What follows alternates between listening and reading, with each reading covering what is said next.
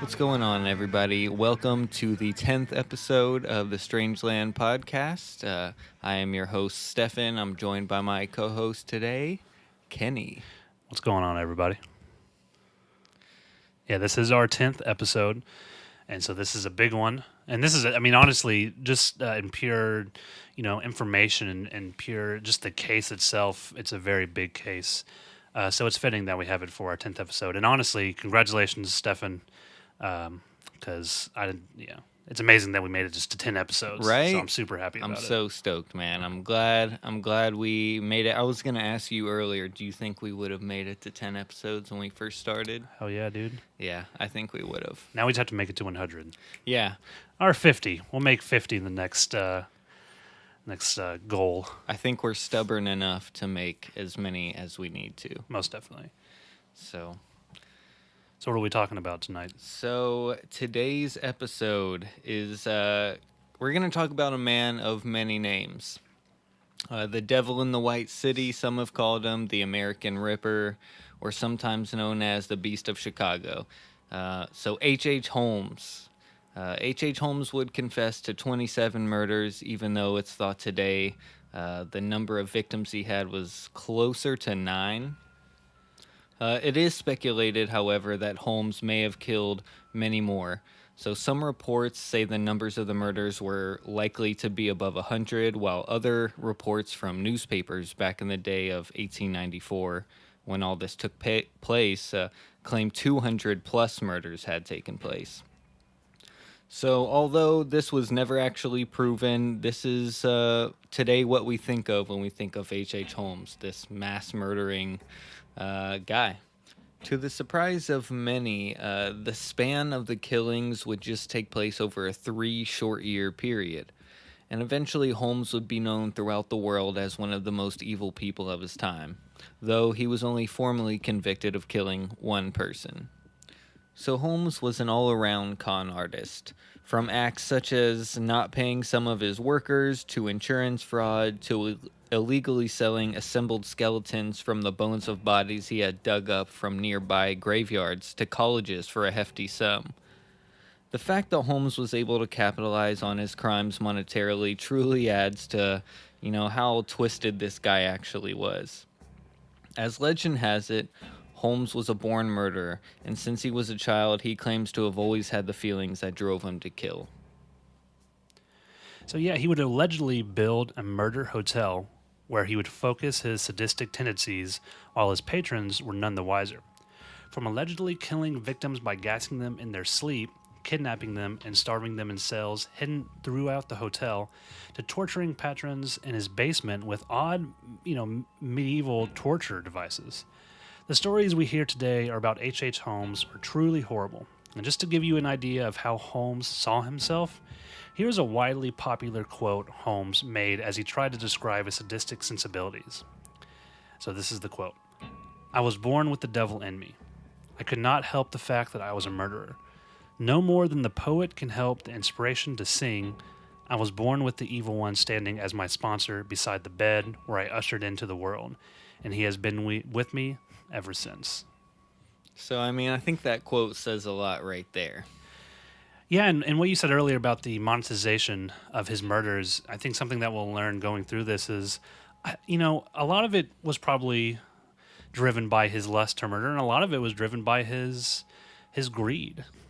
His financial lust as well as his murder lust. Definitely, I think above all, he was much more of a swindler than your typical picture of a serial killer. It just, he didn't kill for fun, really. It just seemed like he sometimes killed out of necessity or convenience almost. Yeah, exactly. A lot of it was convenience, and a lot of it was convenience from a financial standpoint. It was like, okay, I can get money for this, and I don't care about people at all, so let's just do it. Right. Yeah. And a weird thing about this quote here, too, it seems offhand like it's very dramatic. And as I've sort of researched him and to try and see what I could find out, he really like talked like this. It's like an old-timey way. It's almost like he was talking in poetry.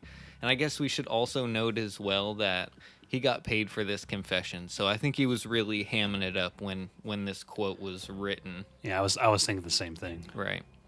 In modern societies, it may be hard for some of us to imagine a scenario that would allow a man to kill 9 people without anyone noticing, let alone 200. In the time of H.H. Holmes, forensic and modern investigation practices were just budding fields in their infancy. With that being said, Holmes was exceptionally smart and was able to deceive others around him to a very high degree, allowing for the facts of what Holmes was truly doing to be shrouded in mystery still to today. Making for a true-life horror story that would live on through generations, the story of H.H. Holmes would change over time to resemble generally what we think of today. We should also note, some of the facts about Holmes and his murders are not clear, because of rumor and speculation by different media outlets that have no first-hand recollection of the events. Newspapers are known to have made up things in order to sensationalize Holmes's case for a number of reasons that are probably not hard to guess. It also made it difficult to know what exactly his movements were during his murder spree, especially when you consider Holmes had operated under 12 different aliases, at least. Yeah, at least. And so newspapers would all copy each other regardless of how true the statements were being published at the time. And as soon as you know it, everyone is printing things that morph into what is mostly believed by the public today to be fact. It's important to keep in mind some aspects of the story of H.H. Holmes are considered to be reminiscent of a classic American folktale. Upon researching this case more, I came to realize how many different theories, there truly are about this man. Some depictions portray Holmes as not much of a murderer, but a scammer, while others try to prove H.H. Holmes and the Jack the Ripper were actually the same person. And, if you want to know any more about the interesting links between the acts of H.H. Holmes and Jack the Ripper, I suggest you start with the series The American Ripper, in which Holmes' great-great-grandson, Jeff Mudgett, attempts to prove Holmes and Jack the Ripper were indeed the same person. And if I'm being honest, some of the information was kind of compelling, though I'm not personally convinced of this. So H.H. Holmes would eventually become infamous for his hotel, later known as the Murder Castle, in Chicago, Illinois, in which most of his victims were allegedly to have been killed. The hotel was strategically placed just blocks away from Chicago's famous World Fair, which hosted up to 23 million people at its peak. As the story goes, many patrons would lodge at the hotel, which was reasonably priced, never to be seen alive again. Using a system of trap doors and secret gas chambers disguised as hotel rooms, Holmes would kill or incapacitate his victims, putting their bodies in the basement using secret doors, where he would then allegedly torture the victims in various horrifying ways. Made popular by such depictions like TV's American Horror Story and numerous books and movies depicting him as a monster and ladies' man alike, his touch on popular culture truly has had a lasting impact. But before we get started on the Murder Castle, it's probably best that we just start to the beginning and sort of give you an idea of who Holmes actually was. So Herman Webster Mudgett, better known as H.H. Holmes, was born on May 16, 1961, in the quaint New England town of Gilmanton, New Hampshire. The middle child was born to two very religious parents, Levi Mudgett and Theodate Page Price, both of whom were direct descendants of the first English settlers to arrive in America from Britain. From an early age, Holmes expressed an extreme interest in medicine, and he reportedly even assisted the doctor in Gilmanton and was frequently subjected to dead bodies and was desensitized to death very early on in life. One story about the early life of Holmes is told that when he was a small child in school, Holmes and his classmates took a field trip to the near hospital. His classmates terrorized him by backing him into a corner, scaring the young boy, taunting him, and touching his face with the hands of the skeleton. He later claims that this event cured him of his fear of death. Not too much is clear about the young life of Holmes, however. There is speculation that Holmes' father, Levi, was a drunk and abused his son. However, nothing is truly certain. And for the most part, Holmes was said to have had a relatively good childhood and didn't really show any early signs of a serial killer, such as torturing small animals or any type of, antisocial behavior. Yeah, so he sort of came up with a relatively privileged. I mean, as far as we can tell, not a whole lot is known, but we have a couple stories here and there that, again, we don't know are true or not. They're And just the thing with the stories. skeleton, the thing with the skeleton, the hands on the face, and that sort of Yeah. thing, that's really creepy. But it's something that if you're bullied, that's something that may have happened. Something similar to stuff that has happened to many, many children. So while it's bad, it's hard to say that it's directly contributed to him being a serial killer. Right. I think he mentions that story. Where that story comes from is in one of his admission letters, essentially, where he's talking about himself and his crimes. He says that that event where the kids terrorized him, essentially, that cured him of his fear of death. Just an interesting fact. It is pretty interesting. I think the early on stories about him, helping with the dead bodies too. I think that if you're young enough, if you're at a young enough age, that can really desensitize you to something like that. And Yeah, so, totally. yeah. It worked with the Spartans. Yeah, exactly. So what we do know is that when Holmes graduated high school at the age of 16, he begins teaching in Gilmington and surrounding areas. At age 17, he marries a woman named Clara Loving and has a son who the couple names Robert. And after moving around to several universities, Holmes finds himself entering the University of Michigan's Department of Medicine and Surgery. In 1884, he manages to graduate after his examinations. After finding employment with the college, Holmes gains employment working for the chief anatomy instructor. During this time, Holmes devises a scheme to use cadavers, as he had access to, in order to defraud life insurance companies on more than one occasion. And a pattern really starts to occur here. Once Holmes is found out for one crime or another, he vanishes never to be seen again. When discovered that Holmes is a fraud and scamming the insurance companies in Gilmington, he leaves his family behind. After this, his wife Claire claims she had not seen very much of him after he leaves. Assuming many identities throughout the years, Holmes would simply start over in a new location with a clean slate, and the population around him was none the wiser that a scam artist walked amidst them. At one point, it said Holmes moves to Philadelphia and begins to work at a drugstore. When a local boy dies after taking medicine that came from his store, Holmes alleges that he wasn't in any way involved with the child's death, and then again immediately leaves town. Yeah, and this is something that you'd only see in the 1800s, the early 1900s. This is Where you could get where away you with could, it. yeah, where you could do something like that. You could just, either kill people, like maybe he did with this child, Right. or sell cadavers or not sell, but claim insurance policies. You just pick up and leave your wife and kids. Yeah, pick up and leave, start a clean slate. It's very insane, and I think the fact that he did just pick up and leave his wife and his children sort of goes to show just how little he gives a crap. He Right. doesn't care about anyone or anything, and that's a very early sign of this. Yeah, totally. In the story. So the story, would continue time and time again with Holmes, leaving several bodies in his path as he moved across the United States. In New York, a rumor claims Holmes is seen with a small boy who had later went missing. After being questioned, Holmes claims he did talk to the boy, but after they finished talking, the boy returned home. No clear investigations can be corroborated with the story, however. One thing is clear. Holmes leaves New York, disappearing without a trace. Throughout his time traveling across America, making his way from city to city, Holmes amassed quite a bit of money scamming people and was able to fully support his families as well as a host of other dubious operations. So this is skipping a little ahead here, but I feel it's really important to hit home how much Holmes would truly deceive those around him. By 1894, Holmes would have 3 wives, all at the same time. Instead of getting a divorce and ending his marriages like a normal person would, Holmes would simply abandon his spouse and start over anew wherever he ended up.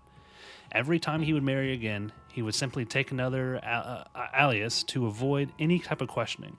He claims that with his first 2 marriages, that he left because he simply grew bored with them, which, come on, we know is a lie, obviously. Yeah, he seems like a great person. Yeah, so again, truly. he doesn't give a shit at all. He doesn't really care about his wives. He doesn't care about his children.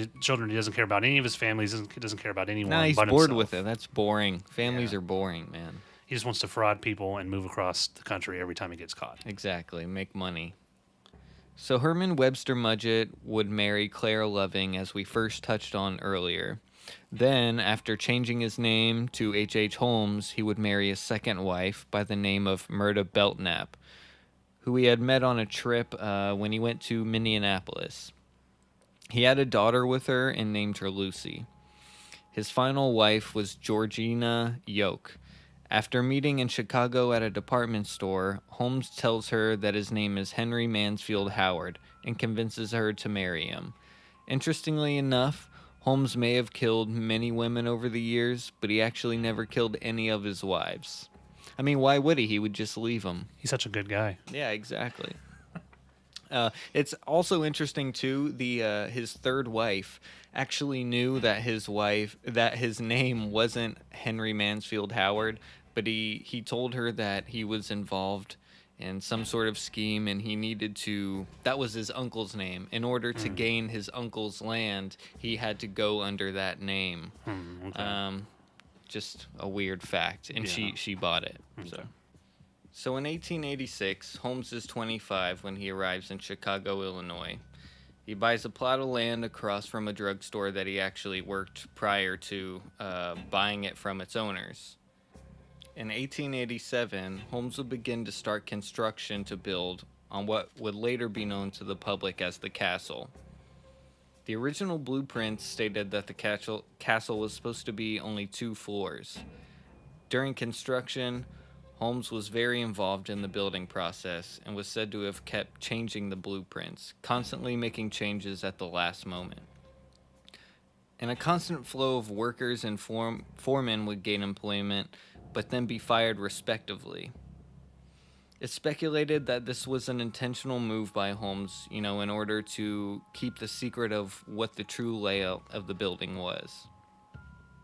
Yeah, definitely. He doesn't know, what construction people will come back at a later date. Right. We'll be able to figure it out. He would just fire people, not pay them, and Yeah. no one would be the wiser. And again, this is something that was easier to get away with in the 1800s than it would be in 2018. Definitely. Just before the construction of the castle, Holmes would meet the acquaintance of a man named Benjamin Pitezel. Pitezel would later become the right-hand man for Holmes, assisting him in whatever Holmes needed done around the castle. Pitezel is often portrayed as an impish man who was basically Holmes's lackey. He watched over construction on the building and was said to be the only other person who knew the true layout of the castle. He was known to be a drunk and described by some as having a black heart. Holmes grew close to Benjamin and eventually got close with his family as well. Holmes was said to have wanted to marry Pitezel's wife, and supposedly they were having an affair.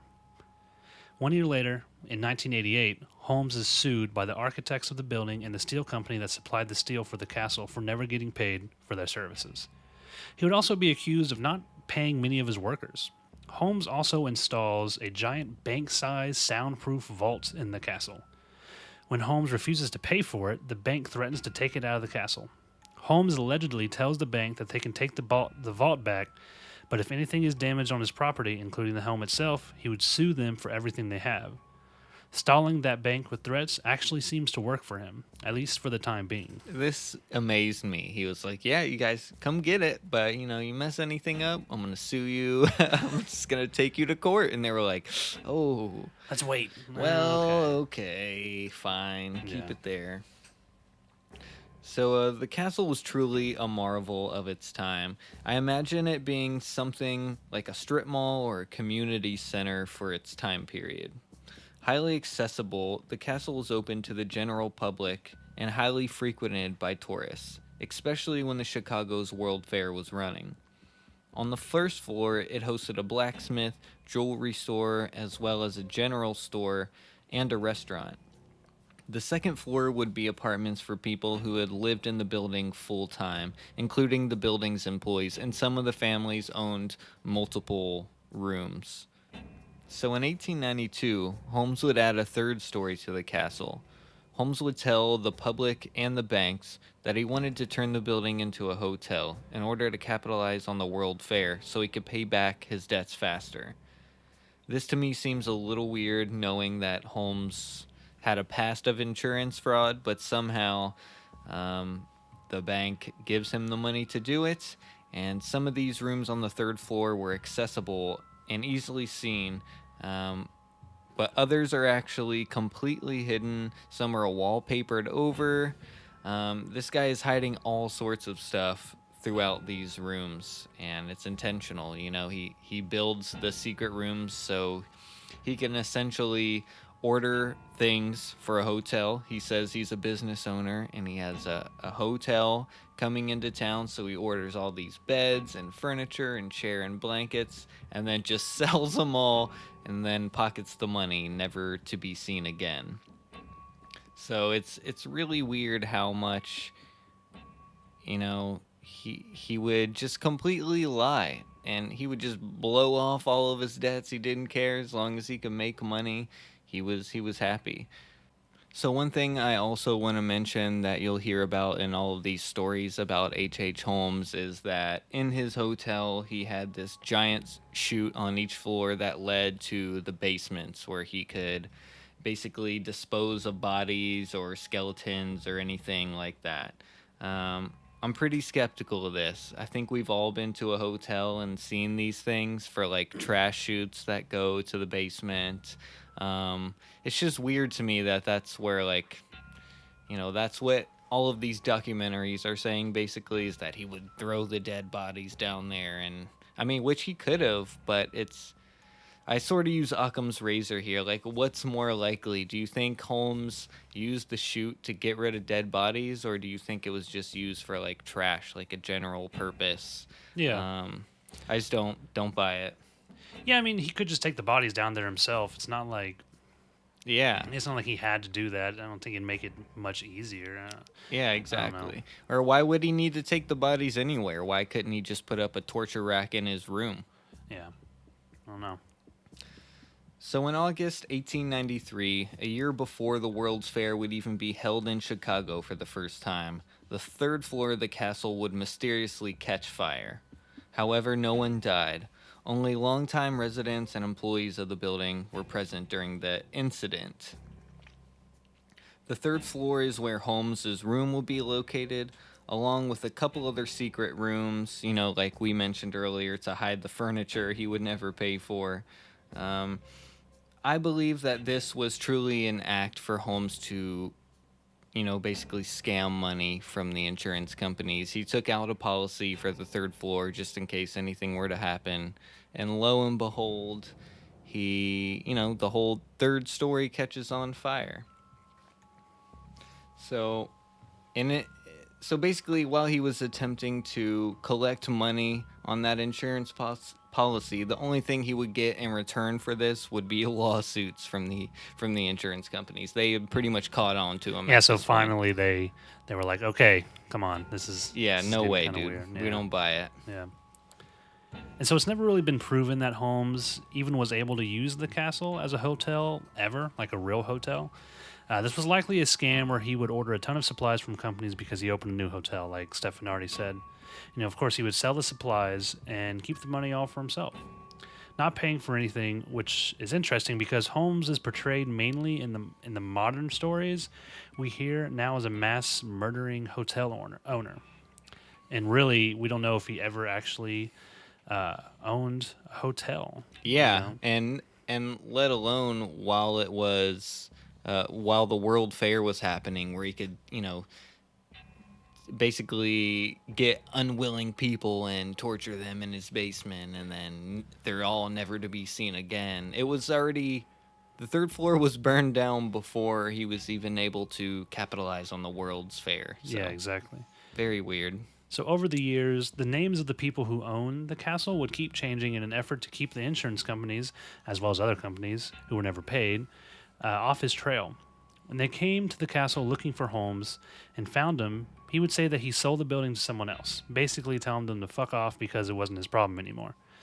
To take all the heat off of him, he leaves Chicago in July of 1894 and reemerges in Fort Worth, Texas, with Benjamin Peitzel again, where Holmes had managed to gain a property from Minnie and Anna Williams, who, on a side note, will eventually be believed to have been killed by Holmes. Once he arrives, just like always, he starts anew and tries to build another castle-type building. In another attempt to build a shady operation, Holmes fails due to not being able to pull the funds needed together. He is also involved in a horse stealing scam. Yeah, so this guy is all over the map. Yeah, he's just trying basically any scam that he can get his hands on. Yeah. And he goes all across the country. He goes from Chicago to Fort Worth, Texas. And by the way, a horse stealing scam sort of sounds funny, but in Texas in 1890s, that's a huge offense. Like that's nothing to be played with at all. That's grand theft horse. Yeah, exactly. I mean, they were using these as transportation at the time, so it's like stealing someone's car. Yeah, definitely. So the first murders that we believe took place in 1891. Holmes's mistress, Julia Connor, and her child Pearl would go missing on Christmas. Holmes would later admit that he had attempted to perform an abortion on Julia, but the surgery had its complications. Although it couldn't be proven that Holmes had anything to do with the disappearance of any of the women, it did leave a bad taste in the mouths of local law enforcement. Chicago historians say Julia Connor, Pearl Connor, Emmeline Cigrand, Minnie Williams, and Anna Williams are the only people likely to have died in the castle, but numerous other reports of Holmes killing people outside of the castle were not uncommon. Holmes claimed that Julia Connor and Emmeline Cigrand both died while suffering from botched abortions that Holmes would basically perform. So he would get them pregnant because he was a ladies' man, that was his thing, and then once they were pregnant, he would perform an abortion on them. And he wasn't that good at the abortions, obviously. Yeah, obviously not as skilled. Although he loved medicine, it's known he wasn't a skilled surgeon. Exactly. Something that we didn't mention earlier, when he passed his examinations to become a doctor, he barely passed. Yeah, just barely. Yeah, just barely. In fact, wasn't there a meeting between all of the professors or educators or whatever to basically decide on if they would actually allow him to pass? Right. Yeah. So he wasn't very good at being, doing anything with medicine. So after which he had killed Julie Connor, he actually killed, like I said earlier, her young daughter Pearl, and it's sort of speculated that she died from being poisoned, and they believe that they found her remains actually buried in the castle itself. Minnie and Anna Williams' bodies were never found. However, when police search the castle, they find Anna's garter buckle in an oven, and the authorities also come across Minnie's chain watch. So it's likely once Holmes seduced Minnie Williams, Holmes told Minnie that he wanted to marry her, and after this he was able to convince her that she should sign over her Fort Worth property to him, at which time she was no longer useful, and Holmes decided to get her out of the picture. However, how and where the two would die will most likely forever be a mystery. So eventually Holmes convinces Benjamin Peitzel to fake his own death in an attempt to fraud an insurance company yet again. He tells Peitzel they would stage an accidental death from a laboratory explosion in Philadelphia. Planting a cadaver in place of Benjamin, the flames and explosion to the cadaver would make identifying the body extremely difficult. When the two arrive in Philadelphia, Holmes kills Benjamin Peitzel in cold blood by chloroforming him and then setting him on fire. He later admits to watching him burn alive. Holmes tries to frame the accident instead of using the cadaver he had claimed at first, saying that Peitzel attempting to light his pipe while holding benzene solution was killed by an explosion causing Peitzel to catch fire and burn to death. So investigators find discrepancies in Holmes' story right away. There were broken pieces of glass in the bottle which clearly shouldn't have been there if there was an explosion, and evidence actually showing Peitzel had been chloroformed. After the act, Holmes successfully collects the insurance policy money. Holmes would be wanted by Philadelphia police for the death of Peitzel, but once again would disappear. So at this time, he basically travels across the country with his family as well as Benjamin Peitzel's wife and children. And we talked a little bit about earlier how he was having an affair with her. So he just basically takes this man's whole family. Yep. So with the exception of H.H. Holmes, while traveling, none of the families were aware of each other. Because he would keep them separated, sometimes traveling on different trains that were parallel to each other. Holmes would also split up the Peitzel family while traveling, so he would take and look after Peitzel's 3 younger children, while Peitzel's wife would be with her oldest and her newborn baby. Holmes led Peitzel's wife to believe that Benjamin was still alive and that he was hiding out in London until the coast was clear. When she would ask him when they would be reunited, he would just dismiss her, telling her to write to her husband, and Holmes would make sure that he got the letters. Again, a little suspect here. And I think it's pretty obvious that Benjamin never got those letters. He had been gone. No.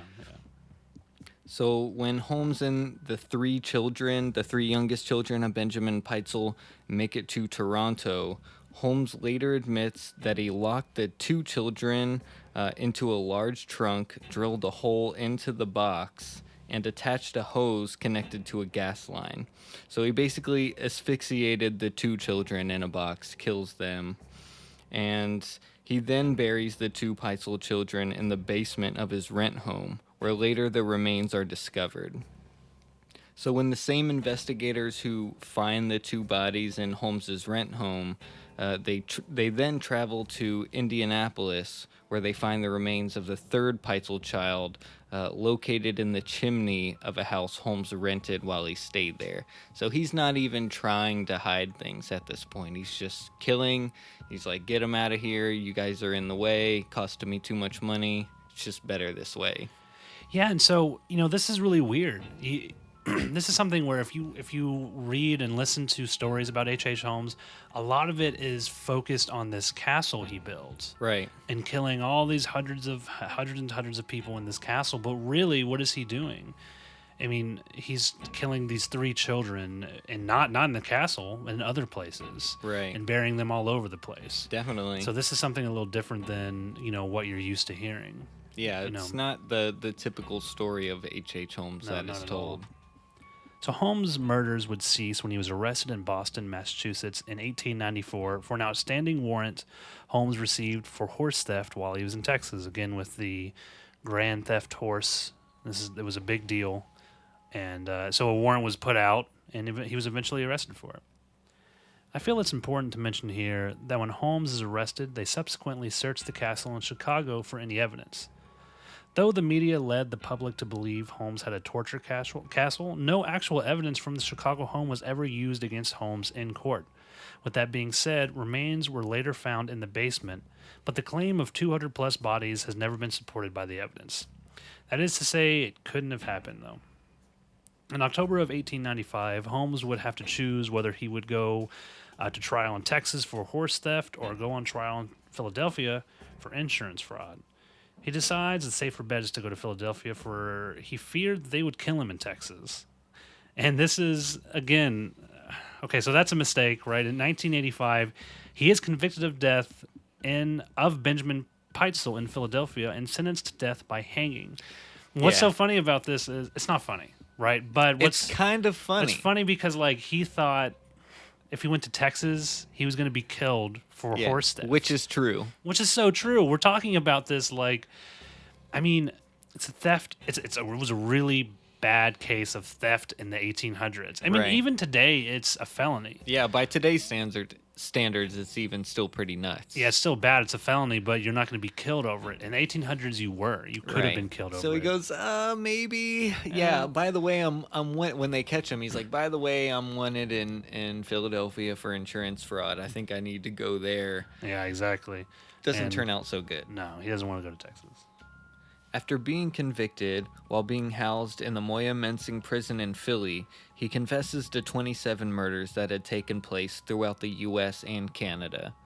When investigators attempt to put together a timeline, they find the bodies that Holmes is responsible for, but they're surprised that 5 of the people Holmes had admitted to killing were still alive. Why Holmes would lie about this, I really don't get, and the reasons are still unknown. But perhaps it's because he loved the attention, or maybe he realized that his name would live throughout generations. And if that was truly the case, it seems to have worked at this point. I mean, we're talking about him. And this is 130 years later. Yep. I mean, we're talking about him into microphones right now. Yeah, exactly. So before his death, H.H. Holmes would publish 3 different confessions, all with different accounts of the murders and wildly conflicting information about his own life. The quote we mentioned earlier is taken from one of those confessions where Holmes claims he was born with the devil inside of him or whatever. Another piece of info, like I said earlier, is that he got paid for these confessions, right? So he was making money. And, why not really milk it and make your story as crazy as you can and as lively as you can, I guess. And again, he's known for doing this. Right. Yeah. So he's known for stretching the truth obviously his entire life he did it, but he's known for stretching the truth about his murders, about his, on his confessions. And he's already sentenced to death. He knows he's going to die. Yeah. So he's like, I might as well really play this up. Yep. So this maybe explains why the stories are told are so confusing and why they were so dramatic and theatrical, because even with his impending doom on the horizon, Holmes was just playing into the public appeal. He loved it. So in court, Holmes appears even calm and collected.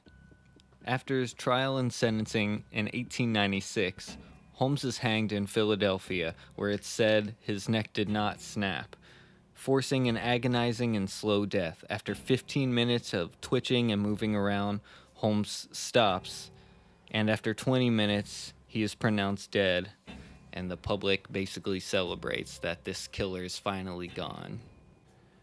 So around 40 years later, the castle would be finally torn down. After suffering from an unknown fire and the sands of time, it became dilapidated and was torn down in 1938. Today, the site is the location of the Inglewood branch of the United States Postal Office.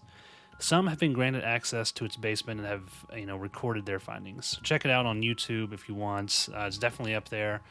And of course, you can also just Google images of the castle, right, and Google images of him and that sort of thing. So, it's pretty interesting because the castle does not look like a castle. No. It's not like it's some big castle out in the forest or something. It's just like this corner building, this corner 3-story building. It essentially looks like an old-timey project, basically. Yeah, it does. It kind of looks like a hotel. Yeah. So I think they call it castle to try to, dramatize it up. Like this entire story has been dramatized up. Right. The fact that everyone thinks that he was some madman who killed hundreds of people. He was the first American serial killer, which could be true.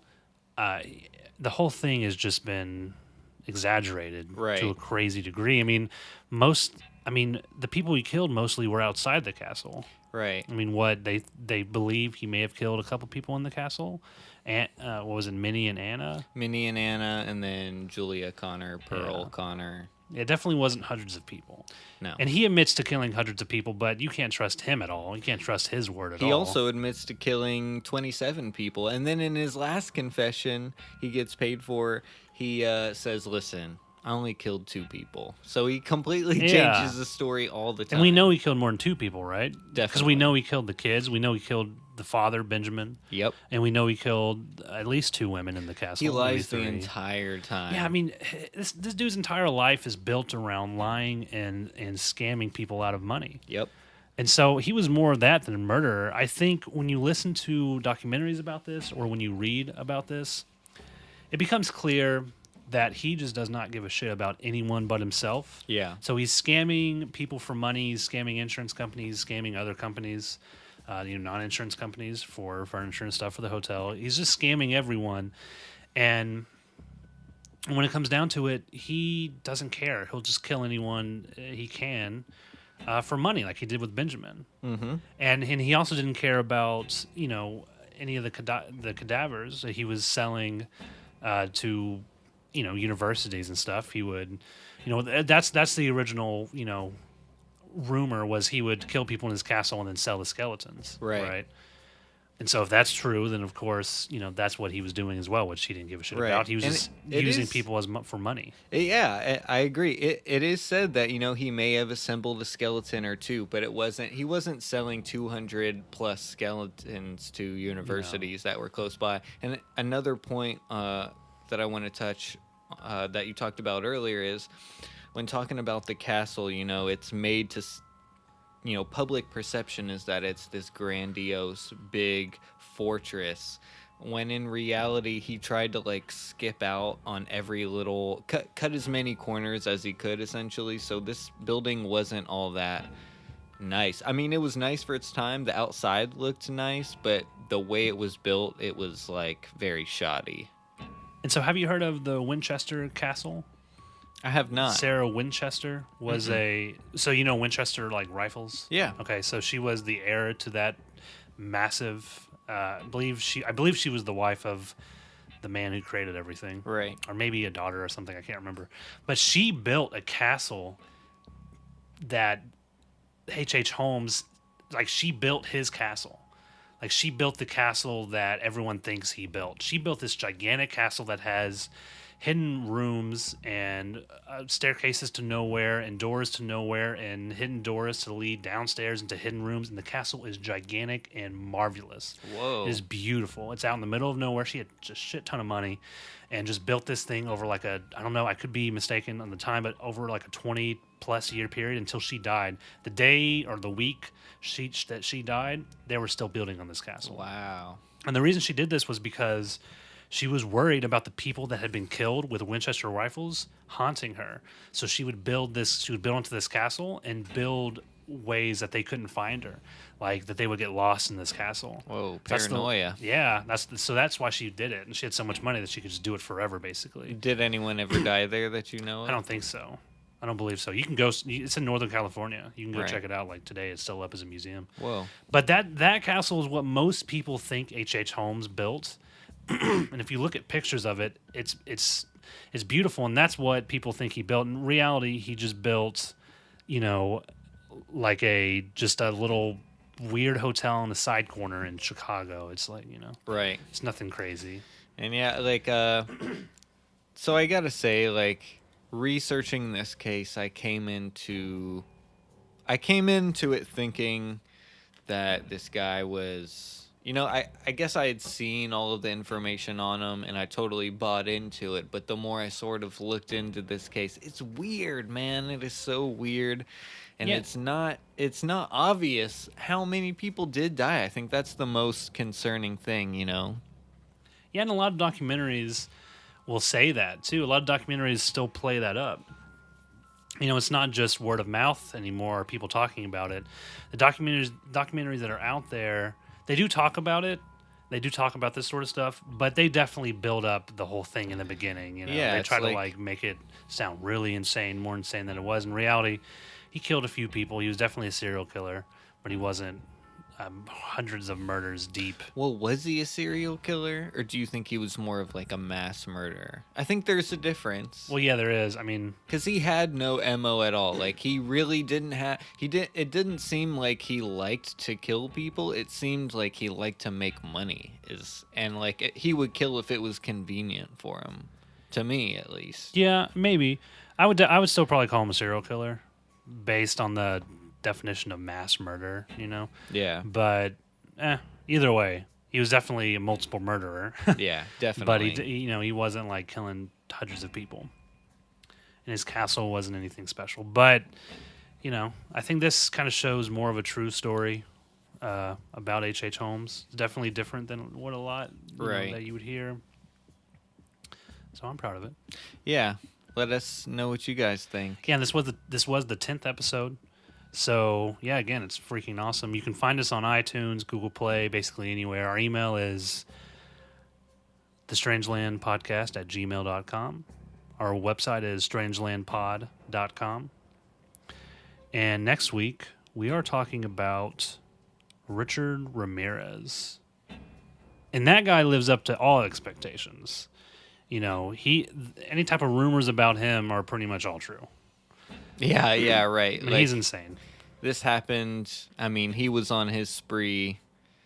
It's a different time in history. We have the facts for that case. Exactly, and he was really insane too. So you don't really have to make anything up or divulge from the facts. You just tell the facts, and that's what they are, and it's pretty insane. So I gotta say, he's probably one of my favorites as far as this.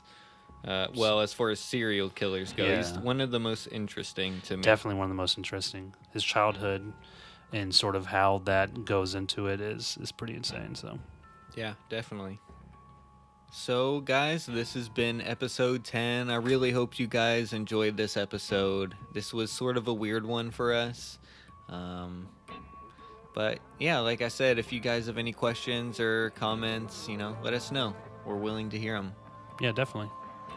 We'll see you next time. Thanks, guys.